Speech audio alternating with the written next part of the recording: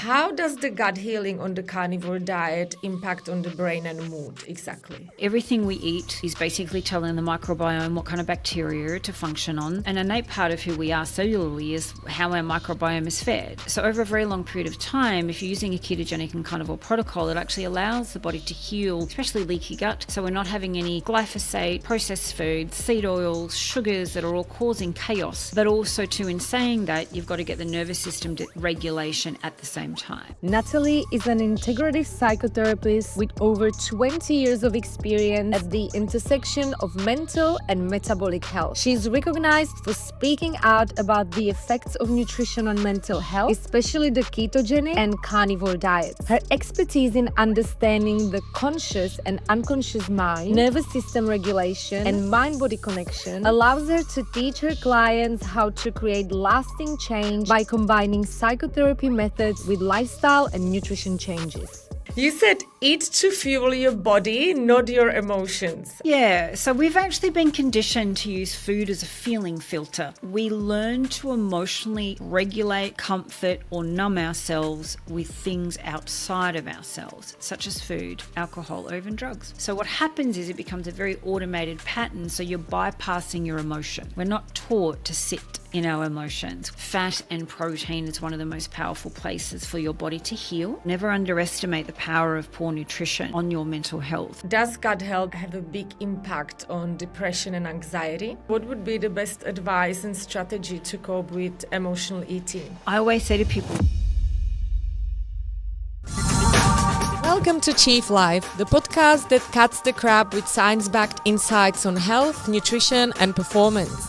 Get expert advice, actionable tips, and everything you need to take control of your health and live your best life. Let's get started. Natalie West, finally! I have been waiting for this for so long. Welcome to the Chief Podcast. How are you? thank you, Veronica. It's been a while, a time that we've tried to get this going. I know we tried like 3 times and the platform hasn't been working. We just spent 10 minutes trying to figure out the speakers, and that's with the help of a teenager, so it's not that just because we're both technically challenged. No, that's right. I know what I'm really good at, and this is not what I'm good at. So, yep, good. Same. Well, I'm glad we made it because I'm super excited for this topic, which is mental health and psychology. And it is especially interesting because you are a carnivore psychologist. Yes. So fascinating topic. But before we dig into the nitty and gritty of the psychology, I want to ask you a personal question. Are you a strict carnivore? And why and when did you become a carnivore? Yeah, so strict is always a funny word. I just always see it through the lens of this is how I choose to eat, for my mental and metabolic and physical health. So for me, I just choose food through the lens of value, which makes me feel great. So it's nearly 7 years now that I have been a carnivore. So wow.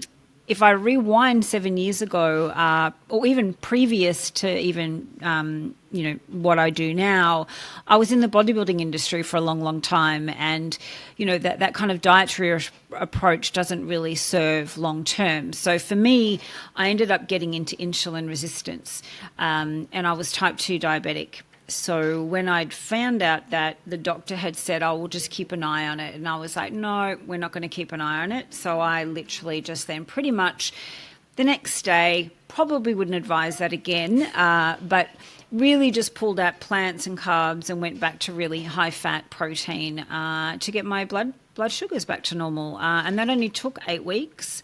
And I was only actually going to do it for a very short amount of time. I was going to go 30 days by 30 days by 30 days, get my bloods done again and see what happened. And I just never went back. I just felt amazing, like I've never felt before. And if you'd kind of looked at my diet before, Veronica, I was not a big processed food eater. I wasn't a junk food, aficionado. So you would look at my diet and think that it was pretty healthy, but it was lots of carbohydrates, lots of boiled chicken, and not a lot of fat. So long term, that doesn't work very well. Yeah, I've been hearing this story a lot. But what I meant when I asked if you were a strict carnivore, what I was wanting to ask, if you're a pure carnivore, I chose the wrong word. Do you just eat meat and eggs, or do you have other things? Like, do you have coffee? Do you have other things than meat and eggs? Yeah, so I used to have coffee when I first started, and it was quite funny. Anthony Chafee had kind of made a bet with me around that I was only having one coffee a day, and that was in the morning. And I'm like, I'm sure that's not going to make a difference. And he was like, yeah, I'll challenge you to understand that that's actually making a difference. So I just went cold turkey, and I will admit, he was right. I did feel different. So I haven't actually touched caffeinated coffee for, probably nearly 2 years now. However, on the odd occasion, I will have a decaf, and that's just when I'm out.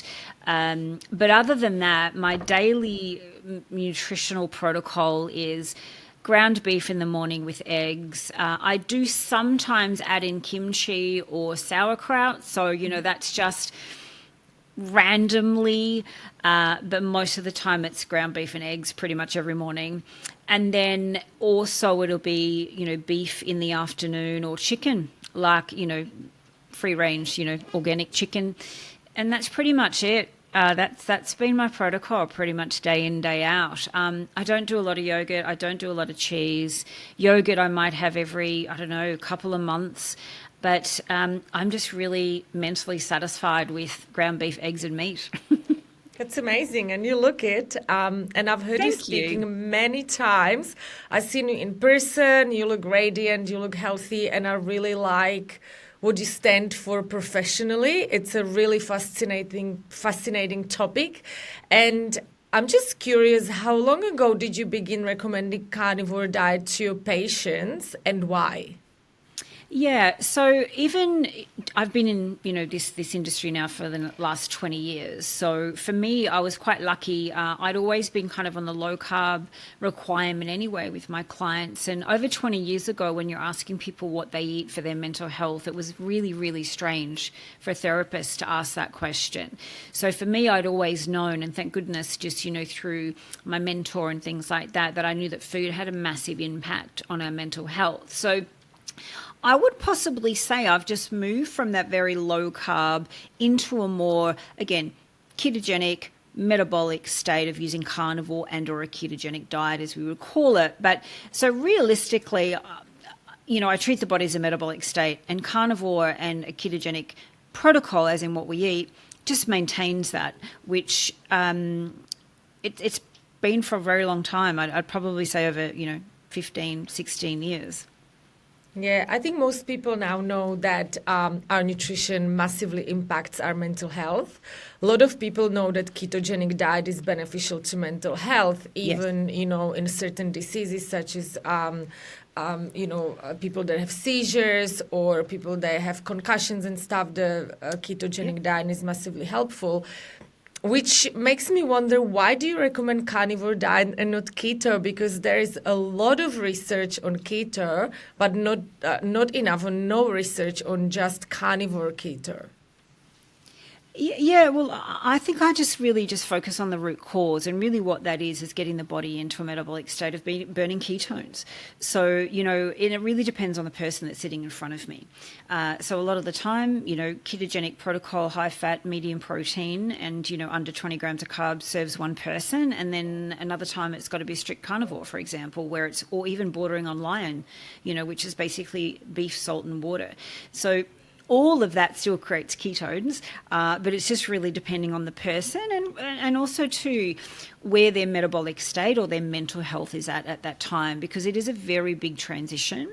And a lot of the transition is because we're so bumping up against belief structures and what we've been told for many years, that we need carbohydrates to survive, or even plants to survive. So a lot of that is just allowing people to slowly get themselves into feeling what burning ketones is like, and then it all makes sense.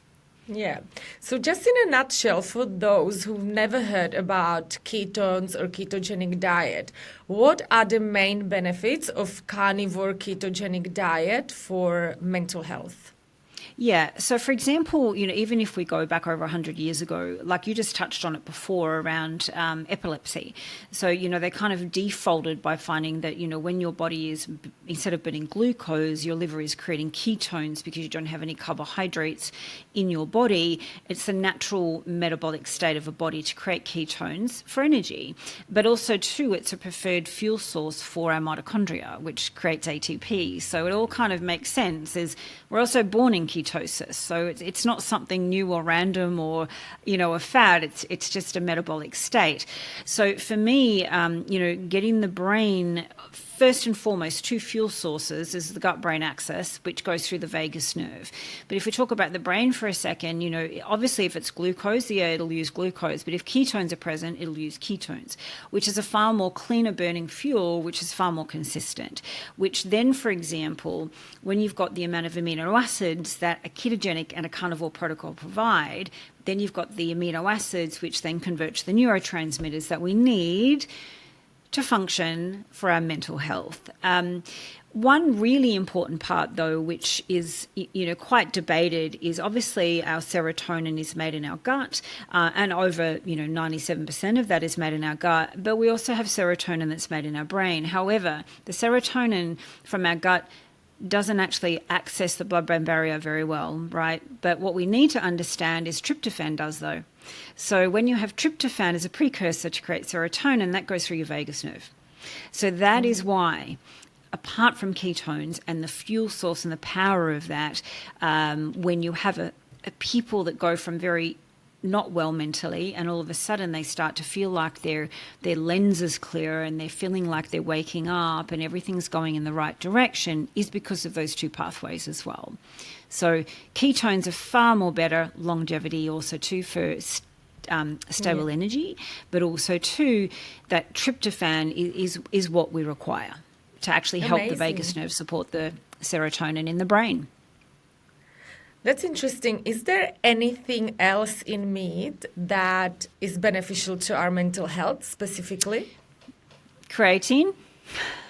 Yeah, definitely. Because we are a very stressed population. We're a very blue light driven population, which burns through creatine very, very quickly.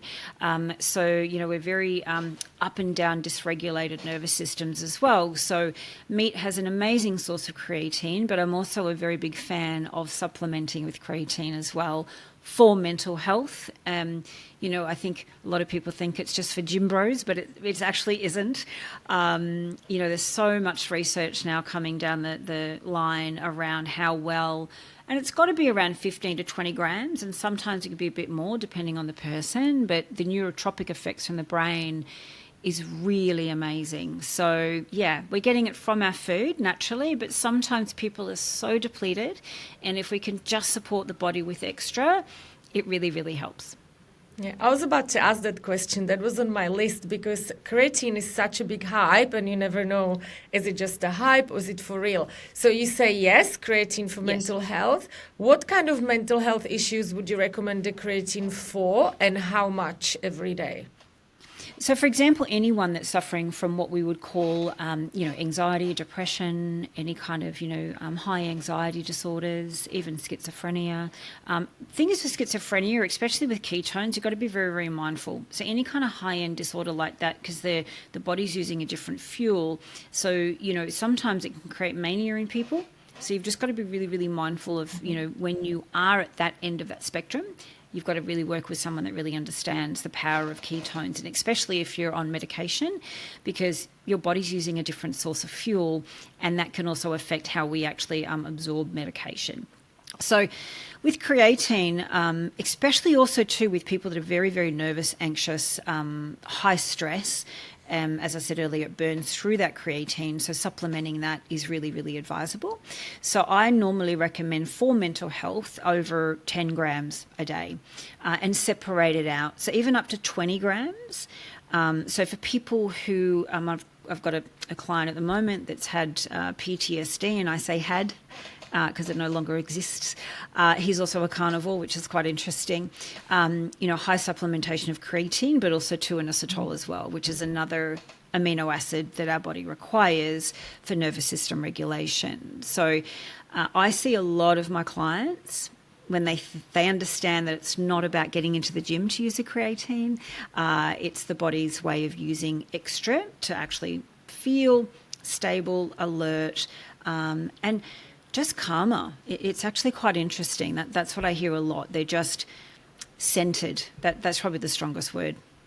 That's great. I've read some research that had really good results in sleep-deprived subjects with creatine supplementation. So I think great for mums with newborns. Yes, Is absolutely. it safe to take And for people, breastfeeding? Can I take? Yep. Can women take creatine when they're breastfeeding? Well, I would also just look again, individual requirements for that person. But, for example, if you have coffee and you're breastfeeding, it's all about timing. So, 2 hours between having a coffee to breastfeeding, for example, or expressing, that would be all fine. Yes, definitely for people that don't sleep or have very disrupted sleep. There is actually, a study around people with creatine, and it can actually help them through the day so they don't feel like they have to actually have sugar. Yeah, well, that's a good tip. One more question on creatine. Do a lot of your patients complain about the fluid retention from creatine? No, I think it's also the quality of the creatine. I also only ever recommend the German brand, which is Creapure, because it's actually not acid washed with chemicals, where a lot of the other creatines are, and they're also not microlyzed.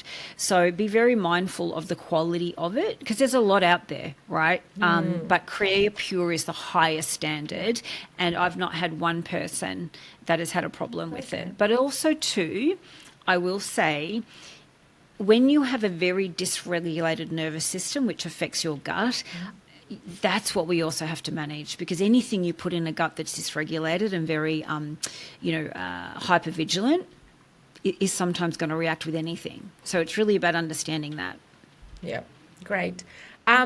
Is the carnivore diet suitable for everyone, for every mental health issue or mental health disorder? Or are there any psychological issues that would not benefit from ketogenic or carnivore diet? Yeah, again, so just on that spectrum of people's, whether it's schizophrenia or mania or hypomania, things like that would probably be more of a nuanced approach. However, when we just talk about normal mental, say, for example, most people's stress response, anxiety, and I want people to also really be mindful of, be careful of how you explain anxiety and depression with yourself, because a lot of people will say, I have. And I always reframe to say, you actually experience it. There's a reason why you're experiencing it. And so food is one part of that. But overall, I don't think I've ever seen anyone that hasn't benefited from a ketogenic protocol or a carnivore protocol. However, in saying that, the reason why I use that is to help people get their foundations right, to also help people understand through food choices and emotional programming. So, it's all about, well, if I'm feeding myself really well, then I feel good, and then I've got more access to help them with other parts of their mental health as well, which a lot of the time is self-image, emotional disordered eating, attachments to food. So with carnivore and keto, that noise starts to disappear, that food noise starts to disappear, so then we can work on other things. Yeah, that's interesting. So would you recommend the carnivore diet for someone with eating disorder? No. So Yeah, what I that's would what I normally thought. do, I would normally look at, for example, someone with a disordered eating pattern. That always comes back to a deeper root cause of understanding the childhood, where that behavior and pattern has come from, and normally around self-image and values within themselves. So I always work from that perspective. However, in saying that, I will always allow people in that space to understand that fat and protein is one of the most powerful places for your body to heal. And however, we need to understand that mind anchor of the way food is being used. Yeah, interesting. And so when someone goes on the carnivore diet, it's not just the benefits of the ketones, but it's also the gut healing that comes with it, because you're removing all the irritants. So how does the gut healing on the carnivore diet impact on the brain and mood exactly? So if we look about, as the gut with the microbiome, and, everything we eat is basically telling the microbiome what kind of bacteria to function on. So really, an innate part of who we are cellularly is how our microbiome is fed. So over a very long period of time, if you're using a ketogenic and carnivore protocol, it actually allows the body to heal, especially leaky gut. So we're not having any, glyphosate, processed foods, seed oils, sugars that are all causing chaos. But also, too, in saying that, you've got to get the nervous system regulation at the same time. So from that gut-brain axis, it's just an overload of dense nutrition and the amino acids that we need. So one part of that is also, too, sugar turns the brain off and fat turns it off. So it just allows anyone that goes through that has digestive issues, you're not eating every 3 hours or 6 meals a day either. So, a carnivore and ketogenic protocol, most people generally land on 1 to 2 meals a day. Again, digestion rest helps the gut heal. And also, too, you become very in tune with the responses of when you choose to eat food and what you feel like. So, yeah, but the gut health is a very, a big part of most people's mental health as well, because that's just the highway that sends the signals. Yeah. So does gut health have a big impact on depression and anxiety? Yeah, it does, 100%. Because the thing is if you look at food as messages and signals, then our gut is the one that actually converts those signals. So if we're not using the right fuel to create the right signals, well, the rest of our body's not going to work either. So I always say to people, never underestimate the power of poor nutrition on your mental health, and your metabolic health, but mentally most of the time, because I think the jury is still out sometimes in some psychology industries around thinking that food actually does make an impact. Some people still don't believe it. I know, which is quite and it's so obvious. Like, even if you experiment on yourself and you eat really good and clean for 2 days and then eat shit for 2 days, you feel completely different in your head, right? Correct. And you have different sleep and everything. It's no-brainer. So that leads me to next questions. When you studied psychology at the university, did you learn anything about nutrition in regards to mental health? No. Zero. No. So zero, because the thing is, mental health in that world stops at the chin. It's here, right? So when I then started to kind of reach out and, become around people that actually understood that, and a psychotherapist that I met actually, and that's why I went down the path that I went down, because he said to me, he goes, there is no point talking to a starving brain. He goes, you can't talk to someone about something if their gut and their brain axis is not actually being fed properly. So for me, I was like, wow, that makes sense. But that's not discussed. That is not spoken about. Like, it might be now, but when I did I think it might be that's different not even now, on the hopefully. radar. Yeah, wow, well, you'd hope that's so. But crazy. again, I will say it depends on, I guess, the institution that is run and how it's actually fed to, to make money from those things. Yeah, it's always, not always, let's not be negative, but it's often about the money, right? Yeah, but, Veronica, the other thing is even if we go back, a long, long time ago, Abram Hoffer and Linus Pauling are really the founders of understanding what psychonutrition is, and that's why what led me to Chris Palmer and George Eade, and then, doing my own certification in nutritional psychiatry. So it's been around a very, very, very, very long time. It's not new. Yeah. It is great that there are practitioners like that, like you, such as yourself, out there that actually teach people how to fix their mental health with nutrition rather than just popping pills and eating crap and having bad lifestyle habits and just suffering 100%. For no reason, right? Yeah, that's great. Yeah. I'm dying to ask you one thing. I've heard you say at one of the conferences that the chemical imbalance in a brain is actually a myth, and that mental health illness is actually metabolic disease. Can you please explain this a little bit in detail? I think some of the people don't even know about the chemical imbalances theory. Can you please explain that whole thing?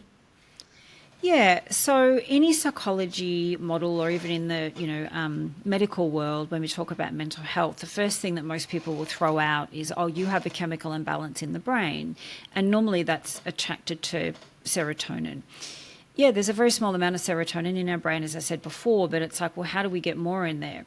So early in the 1980s, there was a decision, and that was made, that will focus on serotonin and will blame serotonin for being the depressive mood stabilizer that people have an imbalance with, right? However, one part of that is also understanding the gut vagus nerve connection with sending signals through tryptophan into serotonin. Tryptophan actually can cross the blood-brain barrier, whereas the serotonin from the gut can't. However, Big Pharma had decided, well, we'll focus on that, and then we'll make a drug early in the 1980s to say that was the problem. So right now, everyone is still being told that they have a chemical imbalance in the brain, but there's been no test ever for that, ever. And it was actually two psychiatrists, so Dr. Mark Horowitz, he's actually an Australian psychiatrist, and you can actually Google him, and he talks about it quite often. He actually lives in the UK now, and he was the one that actually went into all of that deep diving research and found out that, hold on, that's actually not deeped in science. That was actually a theory, an idea that then basically was kind of like a Trojan horse. And even Dr. Joseph Witt, who's also a psychiatrist in Arizona, he's actually Australian as well. Same thing, he talks about it. So even if you Google, is there such a thing as a chemical imbalance in the brain, you'll find a lot of articles on the fact that that was actually just a loose theory of, then we will use something to sell, to create it, to help people with SSRIs. That's fascinating. So all these people are popping pills for no reason, pretty much. So basically it's like, you have a problem, it's a chemical imbalance, we'll give you an SSRI. The SSRI's whole design is to uptake serotonin, so it holds the serotonin that you already have in your brain for a little bit longer. However, in some cases, you may want to look at antipsychotic medication in high end, where someone may be in, fear of harming themselves or things like that. However, most of the time, and people that I've directly worked with, they don't work long term. So you have to either go off them, you're on 6 different types, and then those will create other symptoms, and then you're on another drug to cope with those symptoms, instead of looking at the deep root cause of the problem. Yeah. So the other part of that is also trauma in someone's past. Yeah. So if you've had a very traumatic upbringing, or you've had something happen to you in childhood, then your whole chemical balance in your body, as in your nervous system, dysregulates itself. So when you're actually surviving in a flight or flight mode, guess what? Your brain is probably not going to work really well. It doesn't mean that there's anything wrong with you. It just means that you need to treat the root cause, instead of masking with a Band-Aid that doesn't actually reverse anything. It just maintains a state for someone to operate in. But Dr. Joseph Witt, he's an amazing psychiatrist in the US, talking about the damages of SSRIs and tapering people off and things like that. So I think there's a place, but there's also a place for management of, if someone needs them, but we've also got to allow people to understand the power of nutrition and nervous system regulation, but also too how the mind works consciously and unconsciously. It's a whole big picture. It's not just one thing. Yeah. And is it true that the SSRIs deplete essential nutrients in your body? They do. Yes, what nutrients? I actually wrote an ebook on that. Okay, send me a link. What nutrients? That's really interesting. Tell us. Yeah, all the B group vitamins, CoQ10, magnesium, vitamin C, vitamin D, pretty much all of them, zinc. Okay, so all the vitamins and minerals that are in meat. So if someone is on SSRIs, they would need to eat meat to replace these nutrients. And also too, things like they would have to definitely supplement. So for example, if you've got a very high glucose driven diet that's very sugary, well, that's going to deplete magnesium. So all in the ebook that I've written, I've covered off as much SSRIs and also antipsychotics that also do that as well. So, I always say if you have to be on them, you also have to make sure that you're actually supporting your nutrient with supplementation so that you're not depleting your body out of these, which then create more side effects, which then most people would look at that side effect and say, well, now we need to give you another drug, instead of going, hold on, we've got nutrient deficiencies going on here, so let's look at that. Yeah, fascinating. Next thing that you said, I've been literally writing down all the things that you say because it's just so interesting. You said eat to fuel your body, not your emotions. I really love that. Can you please explain this concept?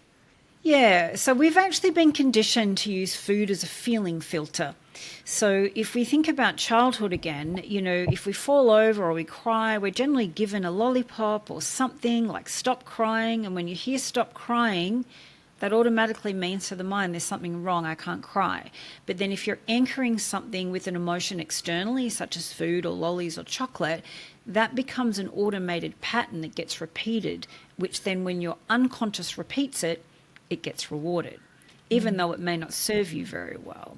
So the thing is, we learn to emotionally regulate, comfort, or numb ourselves with things outside of ourselves, such as food, alcohol, or even drugs, right? So what happens is it becomes a very automated pattern, so you're bypassing your emotion. We're not taught to sit in our emotions. We are shoving them down, eating them, or doing things to bypass them. And then every time you bypass them, that makes it stronger and stronger and stronger. So you must look at your body. And even from a mitochondrial point, we've got over 100 million cells in our body. You've got to look at what energy source we're creating. So when we use food only as fuel, not as therapy, the whole dynamic changes. So you're allowed to feel, but let's manage it from an internal anchor instead of using an external anchor, which is just going to keep going over and over, and you're really trapped in this seesaw. And the amount of people that I hear that have arguments with themselves in their head every day about, don't eat that, I can't eat that chocolate, I'm going to argue with that muffin on that plate, that's constant. And sometimes people live in that for 10, 20 years. So what would be the best advice and strategy to cope with emotional eating? It's understanding the value of yourself. And a lot of people don't have an internal value structure with the relationship with themselves. They actually hold the relationship with something outside of themselves at a higher authority than themselves. Not because they've done it consciously, it's all been an unconscious pattern that at some point as a child, you've been given something to numb or soothe. So then that just becomes an adult pattern until we become conscious in that pattern and start to change it. Because the amount of people that I've worked with over the last 20 years, I have seen not one person that has an agreement of an internal value of a relationship with themselves. It doesn't exist. What would this look like? It's very abstract to me. So, for example, when you talk about relationship, right, where does your mind first travel to? Where does it go when you hear the word relationship? Friends, what's the first family? thing that comes up in? That's outside of yourself, right? Yeah. So if I think about, say, a value, say, for example, with a partner or family, you would say, I'm kind, or I love, or, I trust. Now, if I'd asked you, okay, that's great, you love people, respect people, and you're kind to other people, but if I ask you how you do that with yourself, it's a very conflicted question, because a lot of people aren't very kind to themselves, or even like or love themselves.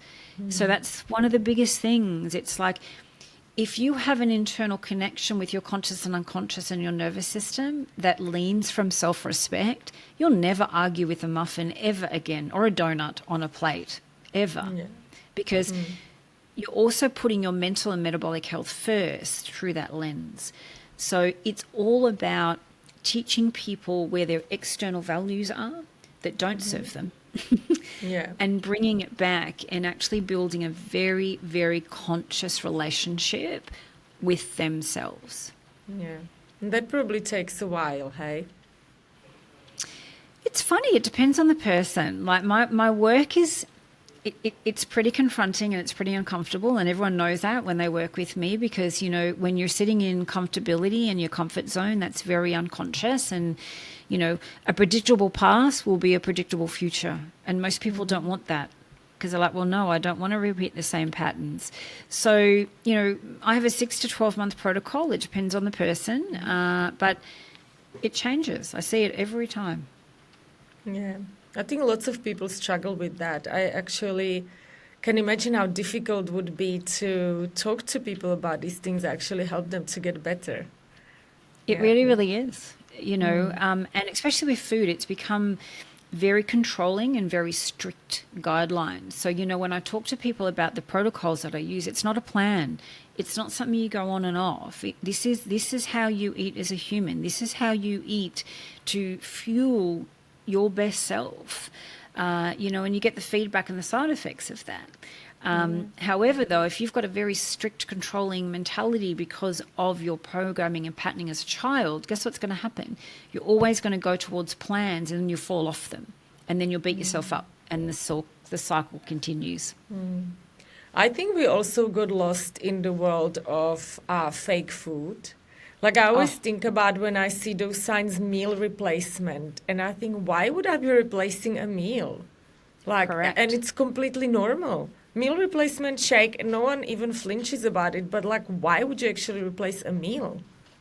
Yeah. And it's like, you know, when you see up and go, have an up and go for breakfast, like that. Yeah. It's just crazy to me. Same, and then everyone is surprised. Well, like I was pointing it out in another podcast, Australia and New Zealand have the highest rate of cancer in the world, and it's not melanoma that everyone always says, yeah, No. it's from the sun. No, it's a bowel cancer, which is from food. But also, Australia is on the top of the mental health illness and suicide. Yeah. So over 46% of people in Australia have some form of mental health challenge, and They're only the diagnosed ones, though. correct. Yes, Yeah. that's right. Yeah, but They're I would actually say only the ones they seek help. But how many? You know what I mean? that's right. Yeah. Yeah, absolutely. Because also too, there's still this stigma around it, right? But that's why I Yeah. said before, like, you're experiencing something, you know, your body's also depressed. So if you're feeding it fake food and all these, you know, labels and anything with a barcode effectively that has 5,000 ingredients on it, that's not meant to be in your body. So no wonder you feel depressed, you know, and there's definitely a psychological part of that for sure around how we speak and how we see ourselves. And, you know, really, humans are amazing at self-suffering. Like, we're just so well conditioned at doing it. But if you can actually get your body in alignment with your mind through nutrition, amazing things happen. However, you've just got to go through that real tough part of getting rid of those cravings and, you know, just understanding where they're coming from. Yeah. And I guess when you switch to the carnivore diet, you stop having the cravings anyway. Or do some people still have them, and do they still binge eat even when they're on the carnivore diet? Yeah, I have a craving protocol. So we have biological cravings, I have psychological cravings, and emotional cravings. So I teach my clients to understand what one are you in. Because once you start and transition and move from glucose to fat, those actual biological cravings, they don't exist. It's all here through an association of, oh, I know what ice cream tastes like, or I'm feeling stressed right now and I know what my normal anchor would be. Your body's not asking for it, your head is, but also too, your emotions are. So if you don't feel good about yourself, then guess what you're going to do? You're going to go and feed and fuel that. It's not that your body wants it, but people label it as a craving. And I'm like, yeah, there's a couple of cravings going on there. Let's look at the one that it actually is. Yeah, that's interesting. I really love fasting. And, you know, I do regularly 5 days water only fast, and I measure everything with the Oura Ring. And that measures my stress and my HRV as well. And every day on the fast is a restorative day with zero stress, and my HRV goes really, really high. Do you agree that fasting is great for our mental health, and do you recommend fasting to your patients? Yeah, I do. Yeah, I fast myself, so I probably regularly do a 24-hour each week. I just come off a 70-hour fast 3 weeks ago, which was just phenomenal. But, you know, I'm very in tune with my body. So I know when my body tells me it's time to fast, a long fast. 24 hours is pretty easy. You know, when you operate on ketones, it's you blink and it's like, oh, it's 24 hours. Yeah. My clients will depend on where they're coming in, especially with women, you know, depending on where their cycle is as well. There is definitely nuances between where you should fast when you're on a cycle and where you are in that cycle. Again, cortisol, nervous system dysregulation. But I also, when we add in fasting, it's always a little bit down the track for people to trust their bodies and understand what, you know, feeling well is. And then using only fasting, I don't use, and it's a really good point actually. When people come to me and clients have seen them and they've lost weight, the first thing most people will do is like, oh, I'll use fasting to lose weight. I'm like, no. We use food to heal that deep root cause, and weight loss will be a side effect of that. Yeah. Fasting is the same. So a lot of people will go in really gung-ho and intermittent fast and do long fasting just purely for weight loss. That doesn't last because, you know, people have done that over and over again. It's only ever for one psychological shifting of understanding you're actually okay if you don't eat for 24 hours. And it gives people a lot of power to understand, actually, I was a little bit hungry and I was okay, because we're so conditioned that every single time we get hungry, we're scared of being hungry and we just have to eat, right? So I find a huge shift in that. But secondly, it's for autophagy, you know, cellular renewal and really just getting the body back to its state of just ground roots is what I like to call it. But yeah, each person's different. And especially with eating patterns disordered, definitely not. Not until there's a full understanding of why we're fasting from a health point, not a weight loss point. Yeah, I love that. Okay, let's do a little case study. So let's say you have a patient who is in their 40s, they're very busy, very stressed, their diet is full of junk food, Coca-Cola, high-carb foods, and they're depressed, stressed and depressed. And they come to you and you get them to change to carnivore diet and employ all the practices that you said. How quickly do you see shift in their depression or their mood when they switch to the carnivore diet? Yeah, so when someone first comes to see me, food is not on the agenda probably till about week 3 or week 4. Okay. The reason why is because we have to understand the value structures of ourselves first. So when you have an innate connected value system with yourself, it's very easy to choose food then through that lens. So after that period, it would be between 2 to 3 weeks where I start hearing people say, I'm a lot calmer, I'm not as agitated, I'm sleeping better, I'm focused, that kind of depressive feeling has disappeared, my anxiety is lessened, and that just gets better and better and better. So, you know, high-end anxiety disorders, I would possibly say around a month, maybe 2 months, because we've got to get the nervous system dysregulation as well. And one of the other biggest part of that is someone trusting themselves. Yeah. That's pretty quick transition though. And so how do you transition them to the carnivore diet? Is it like from tomorrow you only eat meat and eggs? Or do you slowly transition? I just want to know. Yeah. So breakfast is the first transition. So that's where I set everyone up really to understand that if we had a beautiful big breakfast, that they will go hours and hours and hours without feeling hungry. Whereas instead of, you know, eating Cocoa Pops, for example, then they're hungry an hour later. So it just allows them to trust the process where they're like, oh my gosh, I got to 4 o'clock and I didn't want to eat. I'm like, amazing, right?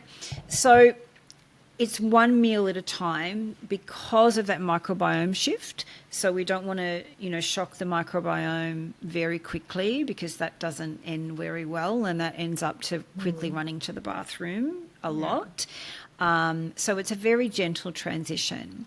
But once they understand that shift, within about a 2-week period, they're pretty much then 3 meals a day or 2 meals a day, but it's their regulation and trusting what they need at that time. Yeah. And I don't give people plans, meal plans, eat this, eat that, because that's just, again, that's not how we're designed to eat. No. They have an understanding of protein is power, fat is power. If you want a bit of feta in that, that's great, depending on, each individual person. If someone wants a bit of avocado because they're more ketogenic, amazing.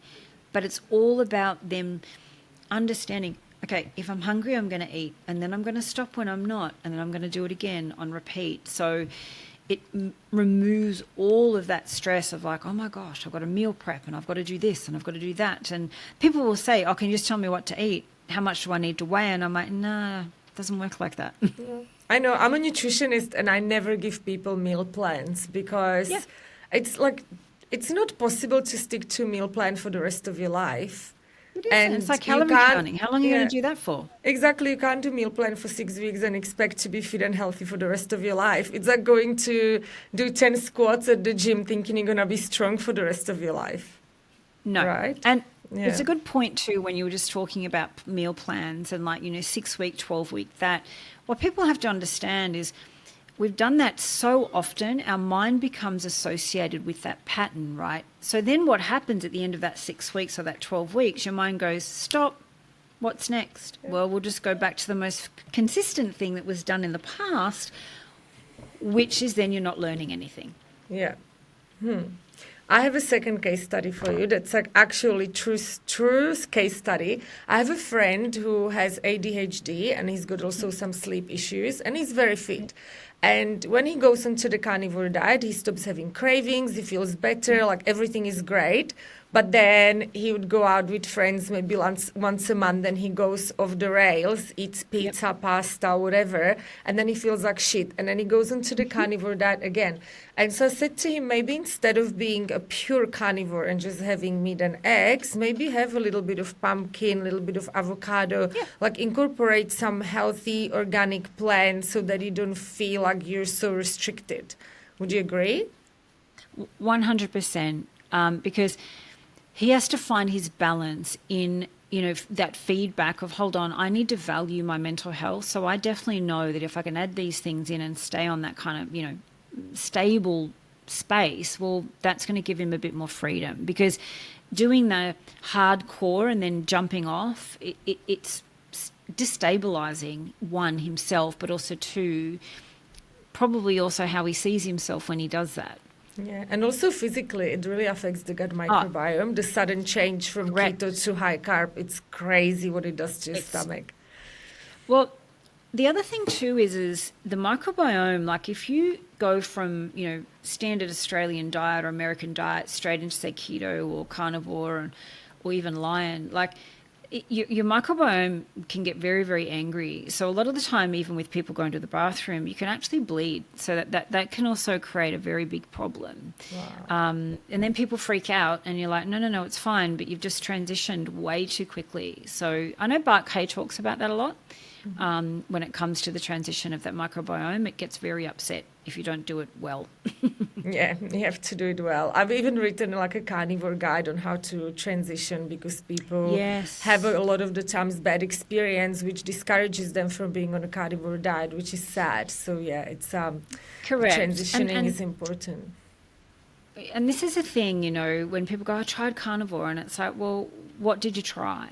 We've really got to understand why we're also doing it. Like I don't come from a space of a diet protocol. This is a mental and metabolic health protocol, and this is how humans are meant to eat. We are a species, and this is a species-appropriate food, and that's 95% of what we should actually be choosing every single day. However, if you don't respect and love yourself as a value, that becomes a little bit more difficult. Yeah, because the thing is, when people have an identity that is stuck in a label, for example, I have depression or I have anxiety, then I also say to people, well, what is it like? What does it look like, feel like? And who are you without that? And that's quite scary for a lot of people because they actually don't know who they are without those things. Yeah. That is true. And also ADHD. Everyone tosses the ADHD word around, and I'm not sure if it's actually illness or if it's just the product of having too many screens and too much sugar and too much glyphosate in our food. What do you think? There's a 100% correlation there. And there's actually an amazing, another child psychiatrist in the UK. His name is Dr. Sami, and if I say this right, it's Timini. He actually just recently did a podcast with a friend of mine who's also an integrative GP and talked about where that comes from. It's a very fascinating psychiatry model. Oh, wow. You have I to would send me a definitely link have a listen it. to that. Yeah, send a link. I'm super interested. Probably won't go in there today because it's a very complex topic. It is a very complex topic. Yeah, I have last two questions to ask that I ask everyone. If you could give our listeners one health advice that can be psychology related or nutrition related, what would that be? And second question, what is your favorite book and why? So I would the first thing is just start with breakfast. Just eat beef and eggs, honestly. That would be my most powerful tip that anyone can do, because you do that day in, day out, and I'll guarantee you within a 3-week to 4-week period, you will start to feel how after you eat, then the rest of your day, energy versus not. So that would be my first tip. My favourite book. Oh, that's hard, Veronica, because I have a few. I'm looking at them here. I would Can be say, one of your favorites. Doesn't have to be the favorite. Nutrient Power. What is that about? Let me get it. Yeah, get it. So Nutrient Power was written by William Walsh. So it's to heal your biochemistry and heal your brain. Oh, wow. Through nutrients. Amazing. Yeah. So he was kind of a first one that kind of started talking about that. And then I would have to say Georgia Eads' book, Change Your Diet, Change Your Mind. Amazing. I love that book.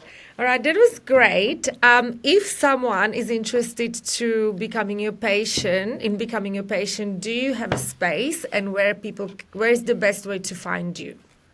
Yeah, so the first thing people can do is just go to my website, and there's a 30-minute free introduction call there where I can just have a chat with people and let them know how I work and the protocol, and then to see if there's an alignment and if they're ready. And then we just go from there. So Monday, Tuesday, Thursdays, I work online because I've got clients all over the world. And then Wednesdays, I work out of a clinic here in Collingwood in Melbourne with some integrative GPs. So, yeah, that's kind of where I work from. Amazing. Thank you. That was great. I'm so happy that we finally got to chat because there's lots of interesting information. I was waiting for it. Thank you so much and have a beautiful day. Thank you. Thank you for listening. Let us know in the comments below what topics interest you, and don't forget to follow us.